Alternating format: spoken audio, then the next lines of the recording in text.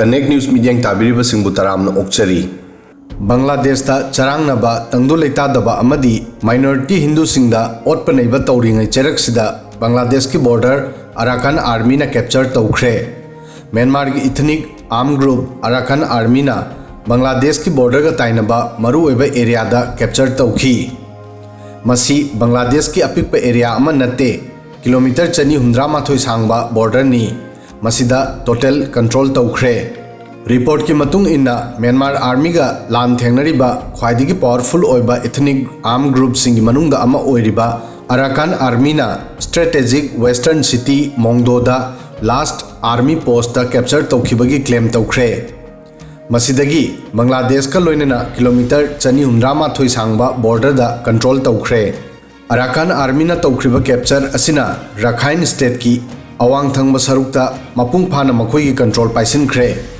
Arakan Army na Rakhine state da capture taukiba amadi Bangladesh ki kilometer chani hundra sangba Myanmar border da control taukibagi pau asina Bangladesh ki Cox Bazar da local mi sing amadi Ronghia sing akiba poankhre. Arakan Army na release taukiba statement amada masi haiki group asina Maungdaw gi area pumba mapung phana control taure. Maungdaw district ta mamangi census ki matung inna miyoi la ama lising tara dagi henbalei. Arakan Army ki spokesperson na haiki makhoi ki group na Maungdaw da aroibo oina lemhoriba military post ta capture taure. Masida mafam masidagi chena na bahona kiba Army General haki. Myanmar ki junta government na masida karigumba makhal amatagi comment piraktri. Maungdaw Myanmar ki ani suba khwaidagi chawba city Mandalay dagi chaurakna kilometer chamri southwest talai. Mafam asi chahi asigi June dagi Arakan Army ki target ta lerakli. Arakan Army na chahi asigi horakpada Bangladesh ki border ki manakta leiba city ani Paletwa amadi Buthidong da capture taukhi.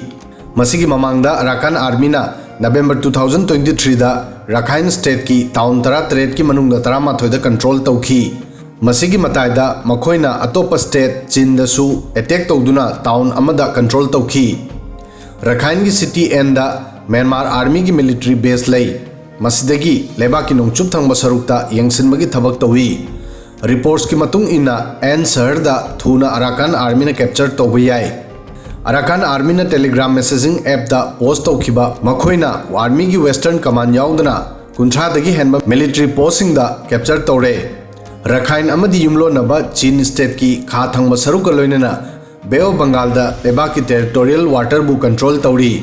Masina 2017 da makhoi ki community ki miyoi lakh tare lising ni phu busu safety ki damak yumlonaba Bangladesh ta chenba takhibagum Rakhine da handak thokiba lan aduna Muslim Ronghia minority singi mayokta organized violence amuka na horakadra haina chingna hali.